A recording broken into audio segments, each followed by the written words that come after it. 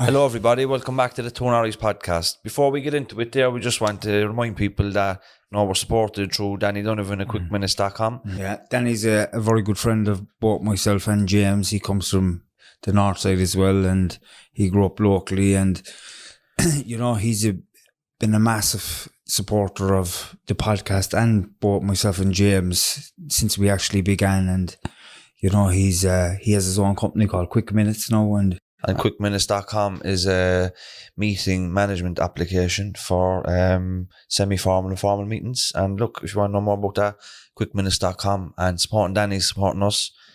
So if you're interested in that, check them out and enjoy the rest of the podcast. Hello everybody and welcome back to the Norries podcast. I'm your host James and I'm joined by my good friend Timmy Long. Hi everyone. Ron is on the deck. Say hi Ron. Hey Ron. And in the studio today we have Colin Healy, not the Cork City manager. No. Better Colin Healy than that. Oh yeah. Colin Healy, originally from Mallow. You're going to give us your story. You're in recovery and you're going to share your experience, strength and hope, as they say. And you also are part of a brilliant social enterprise called Sailing into Wellness, which mixes sailing and recovery and mindfulness and all those things. So I've went on these sailing expeditions myself, we'll talk about all that. But we'll go way back for the people that don't know you. Tell us a little bit about who you are, where you're from, where you grew up. Yeah, so nice to be here, guys. Yeah, I grew up in Mallow, and I had a fairly normal childhood. Big into the sports, football, soccer. Basically, if you hit someone, I played it, So Yeah. it was one of those. I didn't play too much hurling because I tended to get split too much if playing that. But yeah, I had a good upbringing. My dad was local politician. He worked locally. My mom was a housewife, stuff like that. And I came from good home, and not too much of a difficult childhood. It wasn't that difficult. Yeah. But I suppose for me, where it started, I started playing, and I was only thinking about this earlier. I started playing and I was playing, say, under 21 when I was 16 and things like that. And you go in out with the lads and you go into the bar with the lads and you have a drink with them and whatever, And for me, I'd have been shy. It's a kind of social anxiety piece, And I just kind of found that when you had a drink, it kind of went, It's a lot easier. A lot easier, to talk to people and chatting and, so I found that it was really kind of changed my personality, and it's everything kind of stemmed from there then, when it became, the matches over weekends and different things like that. And, then going to nightclubs and the usual things a 17, 18-year-old does, But I suppose when I think back, it was in around 17, 18 that I found that it wasn't so much the quantity of drink, it was what it was doing to me. It was a case of depression started to kick in, but I didn't recognize it as depression afterwards. Yeah. You'd get people call it hangovers, that to come down, whatever, But I just found that I got more and more depressed, as kind of into my early 20s, but still was functioning. I think a lot of alcoholics are functioning for a number of years, and then it starts to take its toll, So I always questioned, I'd have been more of a binge drinker than someone who would drink 7 days a week, And it got to the point where I got so unwell at one point. I was back in Ireland. I'd gone to the UK for a while and worked over there and came back here, met someone, and things were gotten worse and worse because you tend to meet people, you tend to meet a partner or a woman or when you're out drinking or you're in your social scene. So it became one of those difficult situations, and I ended up having a little bit of a meltdown and ended up in psychiatric care. And that was my first stint in psychiatric care. What age, yeah? I think it was about 23, 24. And, came out, felt a bit better. Never can really realize what they were trying to do for me inside there, The services, when you think about it, when someone goes in because of like I don't differentiate between the mental health side of things and the addiction side of things. They're inextricably linked. Yeah. And what I found, all they do inside there is they provide you, they kind of build back up a routine.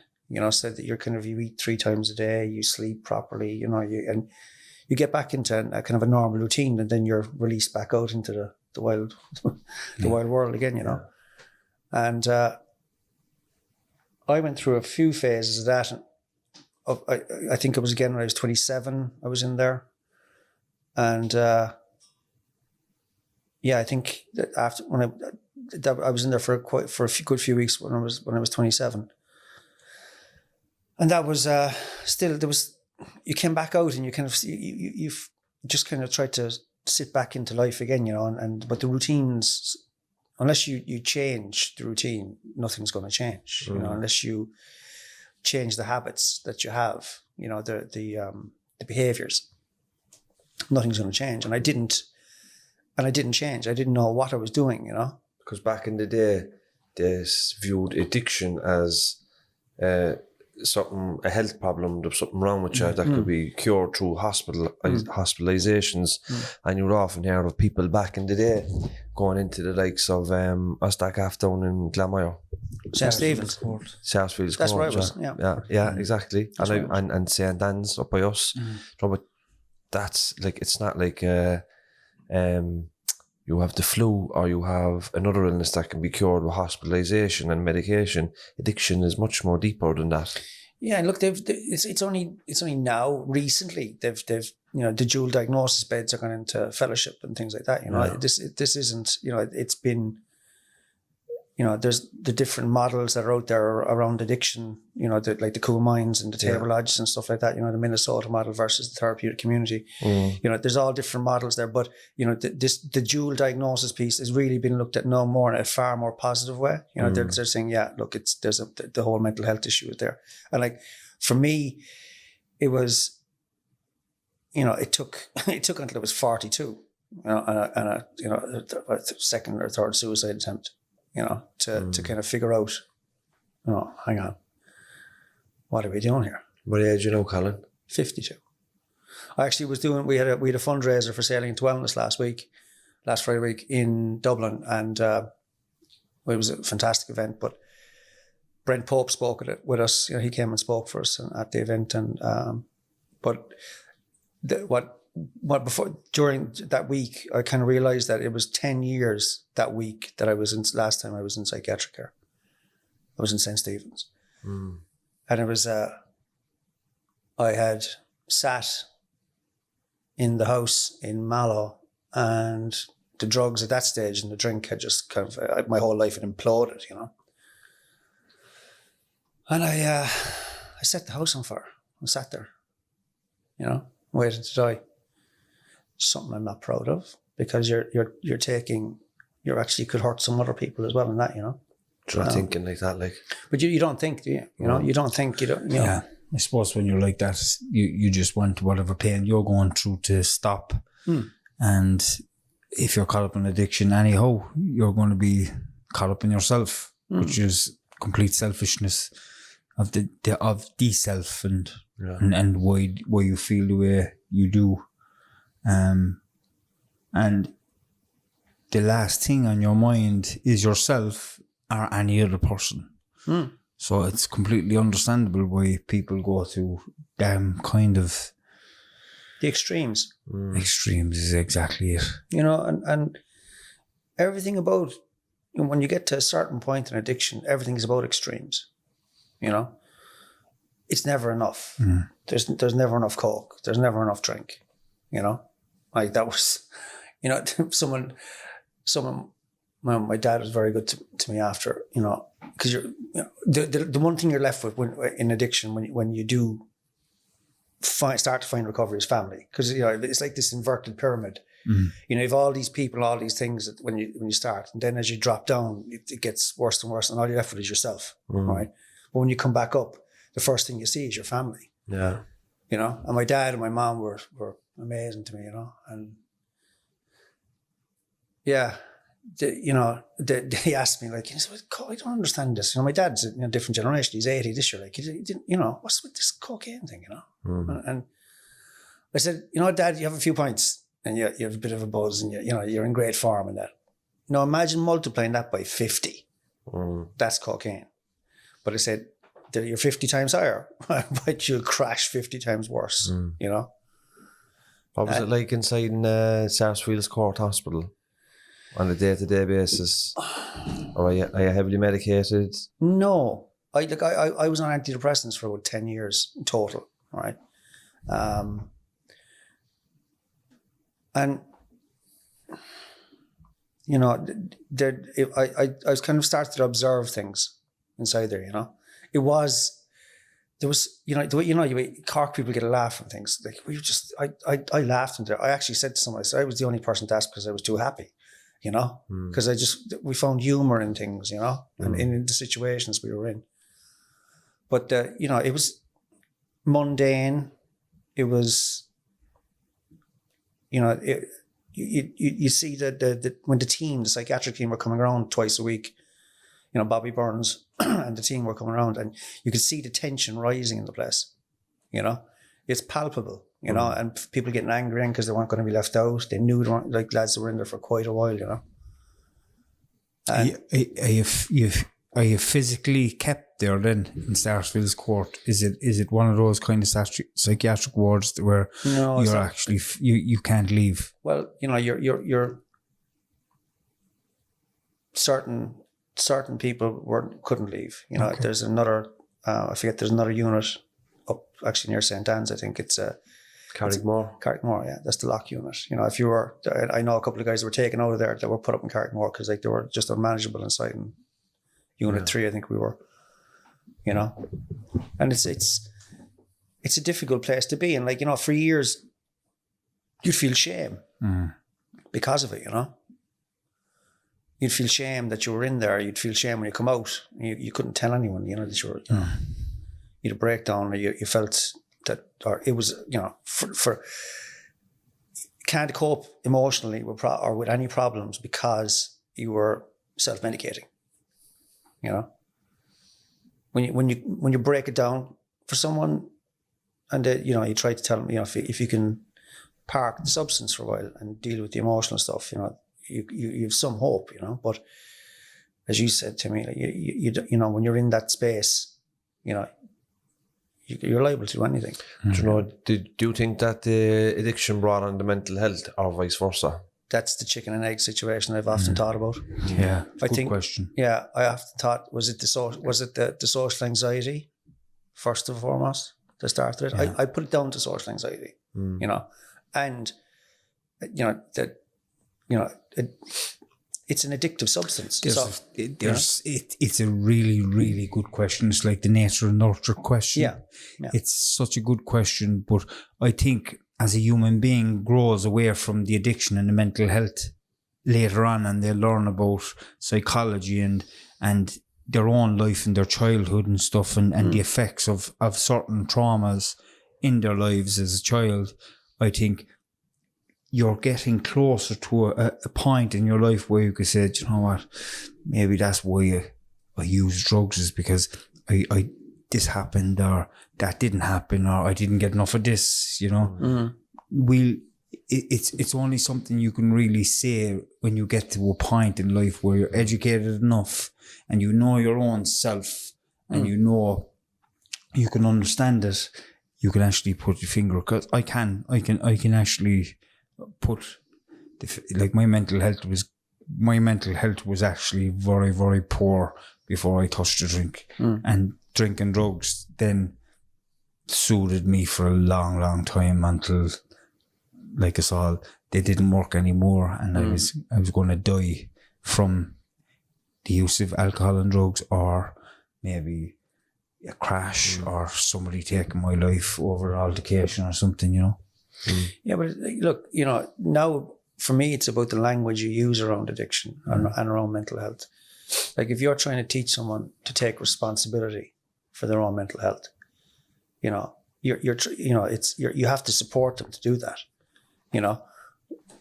We're over reliant I know on the medical model, on medication and things like that, but there is I think we can, along with the addiction model, I think we can add in programs that add value and can help support programs and support people and through that. But it's all about that person taking responsibility initially to find, to take the help, to ask for help. Yeah. And that's the hardest part. The hardest part, I've often thought about it. We look at suicide, right? And we had the Darks into Light there Saturday, I think it was, and but there's the thousands of people that have lost their lives to suicide, right? And that there's so many people that have, like myself and others, like maybe yourself, Timmy, and people have been through mental health, bad mental health episodes and through life experiences. That there's people like us, and people that are struggling, right? Then there's the people, or there's the services like the likes of Pieta House and all these different services, and then there's the people who've gone, right? But there's that gap in the middle between that person who's struggling going to the services, and I think that there's more needed from that, like a peer support network to help people in that area. That to talk to people that have they're trying to bring it in, but very gradually, to talk to people that have a life experience that could be relevant to someone else, that they can relate to it. I've done a program to something similar what you just said there, a grow program. I've done it within the prison setting, where we had a guy that suffered from his mental health and he tried to take his own life, and he brought in a room full of prisoners and he spoke about it, and before we knew it, every one of us were after dropping our guard because he explained his story. And we started speaking to him about our own difficulties around our mental health. And I heard guys speaking about it that don't even talk on the landing or in the school. And they'd start opening up and saying, yeah, and how did you get away from that? And how did you feel? And what did you do? And he just said, all I done was I contacted this group, Grow, and they gave me tools and they gave me people to speak to. And it makes a lot of sense. It's like the AA model and the NA model. When you can relate to somebody else who's gone through the same thing, you don't feel on your own anymore. But it still involves them going to Grow. Yeah. It still involves them reaching out, right? Yeah. It's about trying to connect with people so that you will get them to go to that service. That's my point. It's like podcasts, doing things like this. It's a way to get people to actually say, oh, I was the same. I was that guy's age. The same kind of problems. We're talking about Grow, Pieta House. It's amazing the amount of people that don't know where to reach out for help. I know. How did you manage to reach out? How did you get yourself into recovery? Bobby Burns, the psychiatrist above in lovely man above in St. Stephen's, and he said to me, Colin, it's about time now you had to look at the old drinking drugs, really have a look at it. And I think, I got to a point anyway at that stage where sitting in the house doing what I did and getting taken to the hospital, that was the final time 10 years ago. It was a kind of a cathartic experience where it was surreal that I was in actually, there's nothing. I'm left with nothing.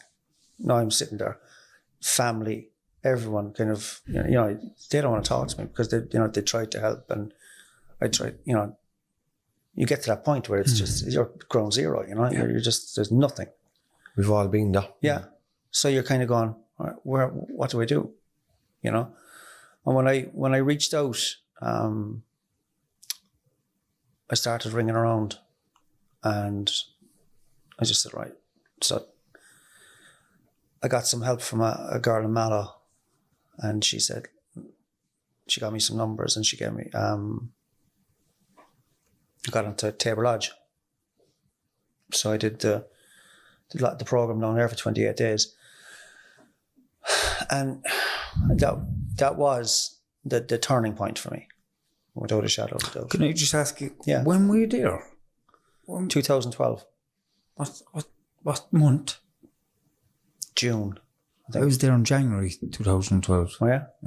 February. I went in February 2012. Did you see Timmy was there burnt into the ceiling? I saw him on the stairs going up, all right. I was saying, Jesus, fuck it, it's 10 years around. And then you said Table Lodge.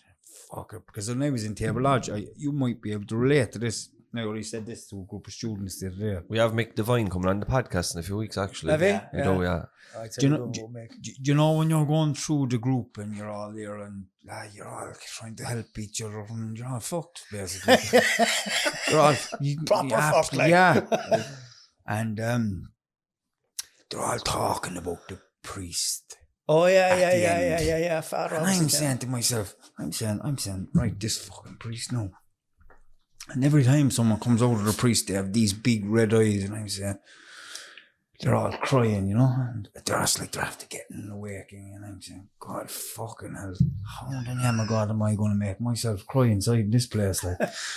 So I'm inside the priest now, and the priest is talking to me for half an hour, James, right? Telling me about how to do this and do that and whatever, and I'm saying, yeah. I hadn't the foggiest what he said. The only thing, I was trying to make myself cry like the rest of them got out the door before me. I'm trying to make myself cry and think about things that happened to me in my life where some emotion might come out. I was completely numb. That's my point. I was completely numb. It didn't matter what he said to me. Yeah. It was never going to happen. You know, the only thing that was really getting to me, touching me deep at the time were my children. You know, my daughter. Because she was 4 and she didn't understand her daddy being taken away from her, and that broke me completely, like, you know, broke me, and that's what pushed me into my recovery. I wrote a letter to my daughter 10.5 years ago in that centre, and I carry it around in my wallet everywhere I go still. Yeah, cool. You know, Do you ever read it to her? I don't read it to her. Have you ever? I always read it to myself when I'm changing my wallet and I'm taking it out and I look at. I'll read it someday. She has never read it, like. She has never read it. Yeah, she hasn't. She was a baby. But was that your moment then? That was my moment. Like when I wrote that, I used to be in tears. I was in tears writing it, and I done it for my children. I done it for her and my wife, and my little boy. I didn't do it for me at the start. You know, I was in a lot of pain, like you said there. I had nowhere to turn. I lost everything. And I knew it was up. I knew it was game over. It was game over. Like, was Bernard there that time? Bernard was there. Yeah. Bernard and Bar, yeah. He's up in Fellowship House now. Is he? Yes. Yeah. They only built the extension onto the building. I think I was the first one of the clients to go from the main house into the building. All right. We had a guy, I always tell you this story. There was a guy in my room. He was a snorer. If he's listening to this now, he probably knows who he is. He literally no, right? The walls were shaking with the snore of this fella. I swear to God, Colin, right? It was so bad. I had to go into the room, in the bathroom with my mattress and lie down, and I could still hear the wall rattling. I went down to the nurse one night and I said, you better get me out of that room. I can't handle this. Like, I was losing my sleep and I wasn't doing too well with my own head. And the 2 days they moved me over into this place. I had my own bed, I had to go up and through the staff room, up the stairs in the staff room to get up into it.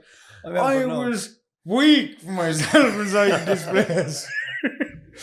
But it was a good program. It got me to look at myself, and I'm still sober and clean to that day since I went over there. It's short but effective. It is, yeah. It's you know, it's a different model, obviously, to therapeutic model like who mine use, the Minnesota model. Like, but I found that.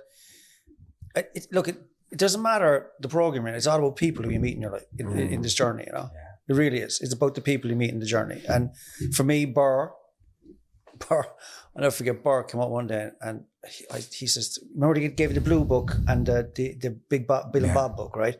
But they were out of the blue book, so they gave me the Bill and Bob." And I was looking at this. I was going, "Huh?" You know, I just wasn't getting it. And Bernard came to me. He said, "Did you get the blue book at all?" Because he was chatting to me after being in a group. And he said, "Did you get the blue book?" I said, "No." He said, "Hang on a minute." So he came out and he gave me a page on humility. All right. Okay. And it's about being humble. All right. And he gave me the blue book. And then I started reading the blue book, the NA book. And it was like this wave of kind of knowledge came over me that, hang on, you're in here, right? Really was. It was that like that. And it was like, do you know, they talk about the connection and just, higher power and things. And I just found that there was something happened on a particular day, and it was like my soul had re-entered my body. It was like I just connected with myself again, because you lose connection with yourself. You're just, you're. I always say, like, people say, he's a shell of a man. I was that. You're a shell because you're totally disconnected from yourself, the world around you. It's all, you're just stuck in here in your head. And when I got that connection, all of a sudden things actually just started to slow down a small bit. That racing brain from the addicted mind, kind of just started to slow. And I remember leaving there and I said, I ain't coming back here. I'm not coming back here again. And it wasn't perfect. I relapsed. I did. There's no perfection in this game, but there was learning in all of it. What was life like when you got out? Tough. Early recovery is a bastard, isn't it? Tough time, yeah, it was tough. It was tough.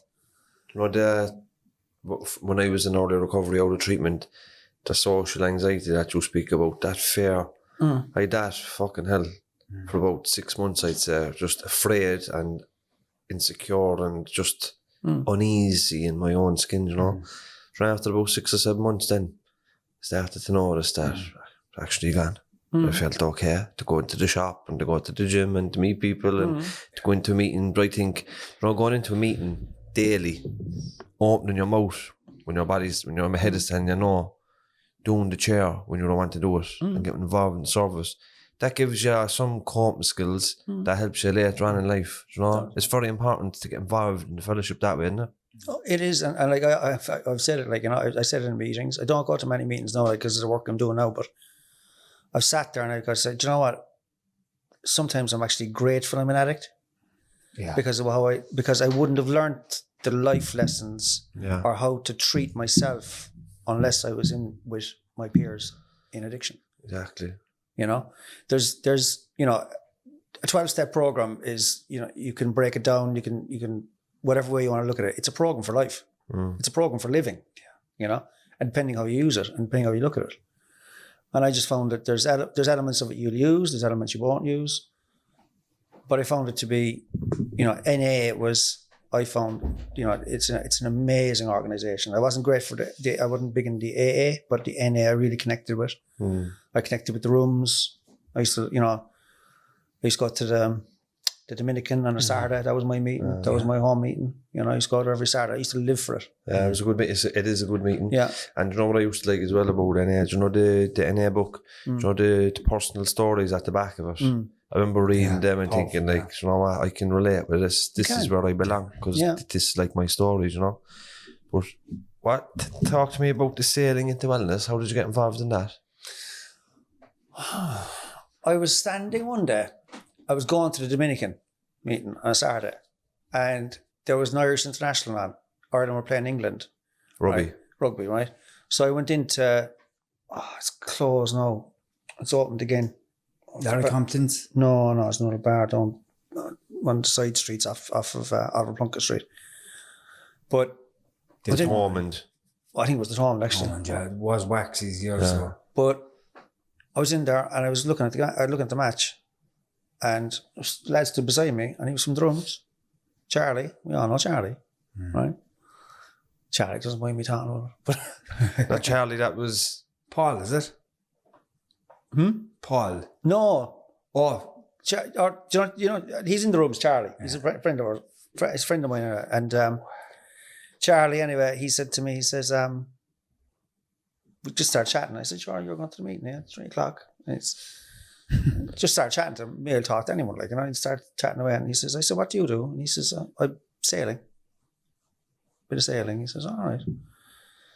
That's what I use for his head. So I said, do you want to ever go sailing? I said, I can't swim, I said, I hate deep water. And he goes, well, look, come out and try it anyway. And went for one little trip from, I think it was Baltimore up to Crosshaven. And the first time I was out there, it was just like my brain just started to slow down, right? And there's actually scientific evidence around the whole ions in the air and what it does for your mood and things like that, and there's books written on it. But then I started to do a couple of deliveries and going here and there and off down to France and Spain on a boat, and I wasn't pottering on Cork Harbour or anything like that, or down in Kinsale, just off doing deliveries. And people say, you can't swim. I said, but I was told it's not much good to you when you're 300 miles offshore anyway, so you might as well, go anyway. So off I went. And I found it to be the most therapeutic thing I'd ever done. Bar any talk therapy, bar any, the rooms are fantastic, everything. But this was something that actually really, it was this, people ask me, trying to describe what we do in Sailing to Wellness, we create a safe space for people to challenge themselves in a new environment, right? Because it's challenging. You're going on the water, you're in a different environment, right? And it's totally alien to people, right? When you've seen the lads going out and that. Yeah.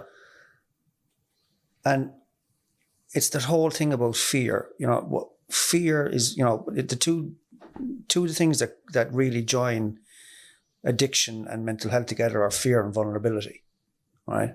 For me, anyway, right? I see it in the work we do now. And the fear, when you, addiction, fear and addiction will cripple you, right? Because, people drink on it and people, they use on it, they'll self-medicate. It could be over a trauma, it could be anything, right? And mental health is the same.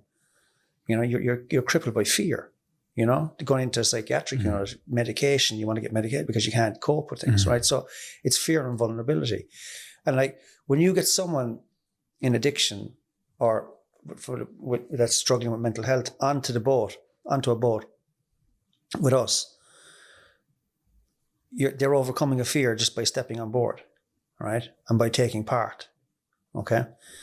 And the big thing about what I've said to groups and talked to lads about vulnerability, because no matter how hard they are, right, or where they've come from, there's vulnerability. They feel vulnerable because in addiction, right, if you show vulnerability, it's like showing weakness, and someone will take advantage of that vulnerability.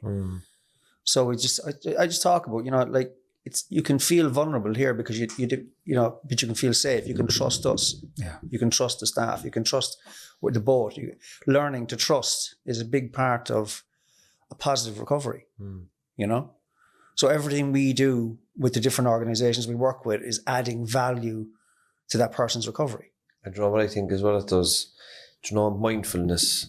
Yeah. Mindfulness is not just about closing your eyes. No. And it can be a skill that you have to learn.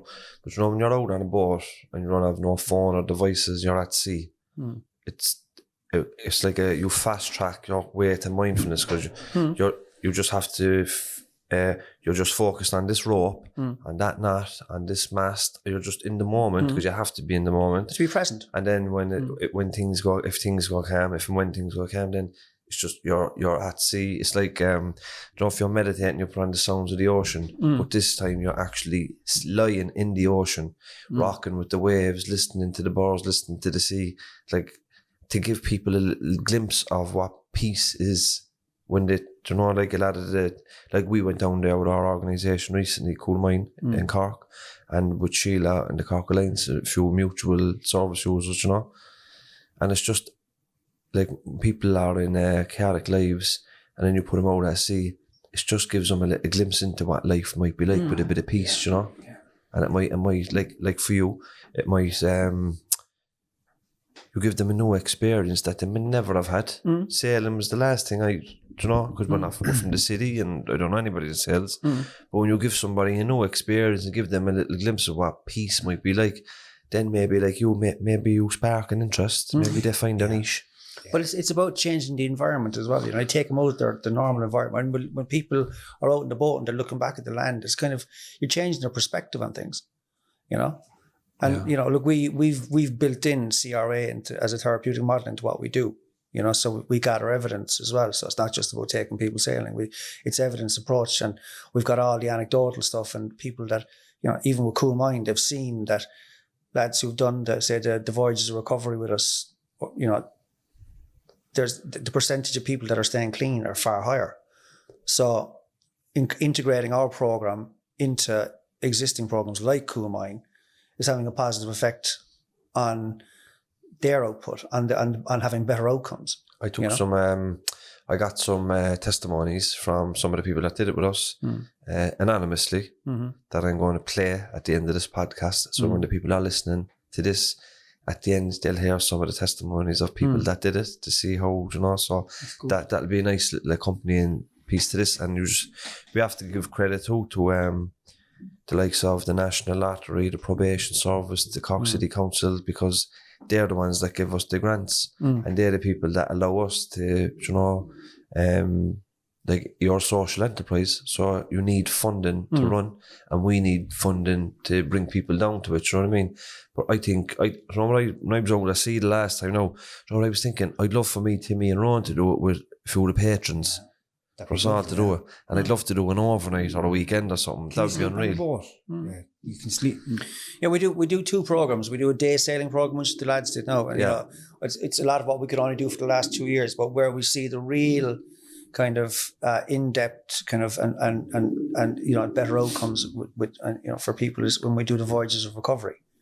You know, and Cool Mine were the first organisation we really did a big one with a few years ago, you know, and they were the, you know, working with Paul Hatton and Joe Buckley, who was there at the time. You know, they were the catalyst for a lot of the work we're doing now. You know, and when you take people on the kind of the 2 and 3 day, say 3 days and 2 nights, you know, they become like I say to them when they come on the boat. I said, so this is your trip, this is your voyage, so you're going to run the boat.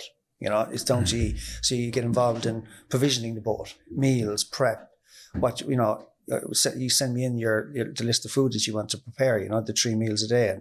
And you know, they get involved in the watches and looking after the boat, helming and trimming sails and where the navigation, where we're going to go, and they get involved in the destination.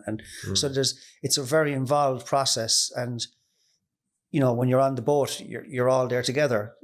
You can't, I'm going home. You can't get off, you know what I mean? Yeah. So, and it's, you see guys and girls getting off taller, literally taller, because their self-esteem, their self-confidence, everything changes, you know? And you've taken away some of that fear and vulnerability around things that they, you know, around, because they're working as a team. They're building resilience. You know, they're showing leadership skills because they're pushing themselves forward to do something they would not normally have done, you know? So there's so much in it that you don't see.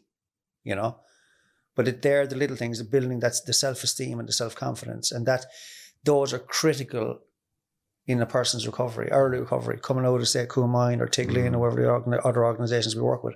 That's critical for them, that they have obviously the work that they've done within the organisation, within the treatment programme, but also adding in what we do, you know, and really reinforces the programme. You know, and we've proven it works. We've proven the concept works, you know. So when you talk about funders there, you know, you have to be around a few years for them to kind of say, oh, they're still here. So we're going to really start funding them more, you know. Yeah. But we're starting to get that recognition now, you know. And, you know, we're out there fighting for funds every day, you know. And it's, myself and James have 2 different titles. You met James as well, James Lyons. Yeah. James is Captain Spreadsheet and I'm Captain Fantastic. You know? So I get warned not to come along with a funding application 3 days before it's due, you know, that kind of thing. I know, yeah. But what you know, if organisations are listening or people are listening, how do they get involved though? Well, you know, we're like this year we've become a national organisation because we're in, you know, this year we'll be from Carlingford Lock all the way down the east coast, right around the south, Cork, Kerry, and we're going to be all the way up to Galway this year. You know, so we're very fortunate to get through Mental Health Ireland there recently. We got a fund to run 2 pilots in Kerry and Galway. Brilliant. So we hope to work with organisations up there fairly soon. So yeah, if organisations want to get involved, they can look sailingintowellness.ie is the website. And you're based down in the Trident, by the Trident in Kinsale. In Kinsale, yeah. So that's where the office is. That's where you know. And did you know the boats? I just have a question on the boats.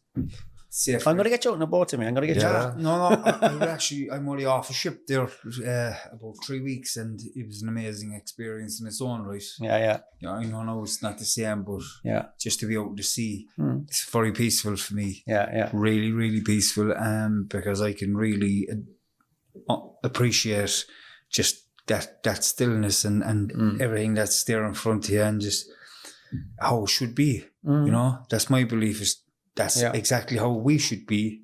You know, just like the water, just floating through life, not really getting caught up in anything. But that we're human beings, that's a complex argument. We won't get there. But for us, boats, okay? Are the boats donated to you? Do you have to buy them? Are you willing to take more boats if people would offer you something? No, the way it works. So we bought 2. They're called Hawk 20s, right? We've got them on trailers, right? So so what we do is we bring them to different locations around the country, because not every place would have access to the kind of boats that we need to do the work we do, right? So the Hawk 20s are similar to the boats you use and can sail the 1720s. And we work with small groups, right? So we get better outcomes, right? So you can do more. People feel more involved, right, than working with 20 people or 5 boats or whatever. So we work with 2 boats, small groups, and those boats we bought last year, right? And we were very lucky last year as well to be given a grant to buy yachts through Sport Ireland. Okay. So we got the Sports Capital grant. Brilliant. You know, so they're recognising the work we're doing, and you know, huge thanks to them. And we're in the process of trying to buy a substantial boat at the moment that we can, you know, that will sleep maybe 12. It'll take a bit of work to get into that, but it'll be with crew and everything. It'll sleep 12 people, and that's sort of 8 clients and staff, and 4 of us or 3 of us, and you know, 9 people from an organisation. But I've said this, and I'll say it again, and you haven't said it here, but on many occasions, it's not about the boats, right? You can be any boat. It's about the people who've working for us. Yeah. Okay. You know, that's hugely important to me and James. You know, that we've some marvellous staff. We've Tessa, who came on full time with us this year now. She's Tessa Kingston. Yeah. And what was the other fella from Dripsy? Connor, that's who we were with. Yeah, Connor. People. They're amazing, you know, and they love the work we do, and they've got the empathy and the understanding to work with, because we work not just with the addiction recovery model now. We've piloted. We're working with young people and children and young people with autism and their families. So we piloted that in 2 years ago, and it's hugely successful. We've got funding through Irish Sailing to run programs this year. So we're going to run a big program in Cork and a big program in Dublin this year. And that's been hugely successful for kids. And that's for children with autism. Yeah, and young adults on the spectrum as well. And it's been a fantastic program. Yeah. Really has. I want to give a shout out to Andrew Fido, who's on my team in Andrew. Andrew's 60 years of age from Wales, gentleman. He's on my team in Coolmine, but he was part of the initial startup of the whole thing, you know. Yeah. He's into the sea and activities and stuff like that, and he was doing this kind of off his own back, and then he connected with James Lyons, and then they started up that, you know. So it just goes to show, like, what Paul McCarthy says to us, like, what you're doing now is amazing, it's national, and you're helping so many people, but it all starts with a thought. Oh, that's it. And an idea, over a cup of coffee. And look what you can grow out of it. Yeah, it's amazing. Yeah, but look, my idea, again, I went to James with this, right? And I said, and he still regrets it. But it was, how can we help people in a different way? How can we, because everyone comes out of Table Lodge or Coolmine, I want to be a counsellor. It's cliche. But you know, when I was in early recovery, everybody was being a fitness instructor. They were all out in the tennis village. Or else fucking, you know, and I know. Yeah, so, but the thing is, I kind of flipped it and I said, right, you know, when the sailing and, you know, the recovery through nature piece, that's, I learned more about that through Joe Buckley in Coolmine. You know, Joe was, you know, because he brought that in up there. I think it was Joe and Paul Hatton, you know, the whole recovery through nature piece. Yeah. As part of the therapeutic community. And I learned a lot through them, and this has been a lot of trial and error as well to find even the right evaluation model and things like that, like the CRA. It's brilliantly with it because Jerry above and Jerry Ryan and TRP in Dublin, he's huge support. Which is the community reinforcement approach. Yeah. For helping people in early recovery. Yeah. I had in a conversation today with a service, somebody working in the service down in Mallow, Sliella. Do you ever hear them? Yeah. It's like a residential treatment centre, but Yeah. it's for people with mental health. Yeah, I know it, yeah. Which is great. Yeah, it's out in the country, yeah. I often thought, like, we're blessed that we actually had an addiction because there was somewhere for us to go. But if you had a mental health issue without the addiction, you've limited options. Yeah. But this is an option for people in it's in Mallow. I know, actually. And it's a therapeutic community model as well, isn't it? Yeah. And it's up to 18 months for people. So it's residential care. Residential treatments. It's a treatment centre, but it's a farm and they do a social enterprise and you can go out during the day and you get the weekends out and that as well. But it's just like a treatment centre, but you don't have to have addiction. It's just a few mental health issues, but it's an option for people as well. Yeah, sounds interesting. Yeah, I've never heard of anything actually, like that. We might get them on, if they're listening, they might want to come on and talk to us about it. I remember I did a course in UCC. It was mental health in the community. And we went down there to see them, Churchtown. And fantastic. It's a fantastic place. And some of the clients they have in there, they're there for a while. And like that, the mental health services in the country, you can complain about the government don't put enough money into something, but I think we need to look at how we can help. They're looking at the community, mental health in the community now, and how we can help people, through the local services in the primary care units and stuff like that. Yeah. But I think there's a lot of value to be had from, peer groups like the likes of Grow, and things like that can. We need to just change up how we actually engage with people, how we bring them into the services, how we bring them into actually to because, like I said, the whole shame thing around mental health. I hate the word stigma. I just hate it. But the whole thing about mental health is that. And people use the analogy like, if you broke your arm, you go, what happens? You go to the hospital, you broke your arm. But what if you have mental health issues? What do? You go to the doctor, you see a therapist, but they're not as accessible as they should be, obviously. But the conversation around, and there's a few advocates for this out there, like, we need to change how we look at mental health, I think just the conversation around it, there needs to be more conversation around it, around just normalizing it. We need to normalize it because it's the only way we're going to get people to where you'll actually reduce the number of suicides, where you'll actually take work that these overworked services like PA the House, you reduce it, because if it becomes normalized, and where do you do that? It's through education. So it's what they do with kids in school, It's, they have to start bringing in this course where, okay, today it's life skills, How do you deal with this situation? How do you deal with that situation? What happens in this? And it's also very important to tell kids that it's actually okay to talk about stuff like that, because it's not talking about in a lot of our family homes. So if you can tell children within the school environments, and I believe mindfulness should be taught as well as a module within all schools, to teach children at their level something very, very simple, maybe sport or something that they enjoy, and teach them and kind of open it in a little bit as we go further. But I think we need to start educating children around the importance of how easy they can just access any form of help anytime they want. And we need to start talking about it for them to believe that it's okay. And when that starts happening in schools and stuff, I think there'll be a massive change as well around the numbers of suicides, because the hopelessness that people see when their mental health is really, really bad, and all they can see is taking their own life. Like, there might be something else there, like if they might go back to a course that they were doing in school, and that there's this service here, and no matter what it is, it can be sorted, it can be fixed. You plant the seed, like, and then when they're ready to tap into the information that they learned down through the years. But do you know, if we wanted to take, the three of us, myself, Timmy and Ron, wanted to take 3 or 4 patrons that, you know, donate to the podcast and through Patreon, you know, they pay the rent and stuff. If we wanted to take them on an overnight trip, could we organise that with you? Yeah, we'll do something, yeah. Brilliant. So we'll have a chat about that. So when we finish there, Yeah. Definitely. We'll get the funding off somebody.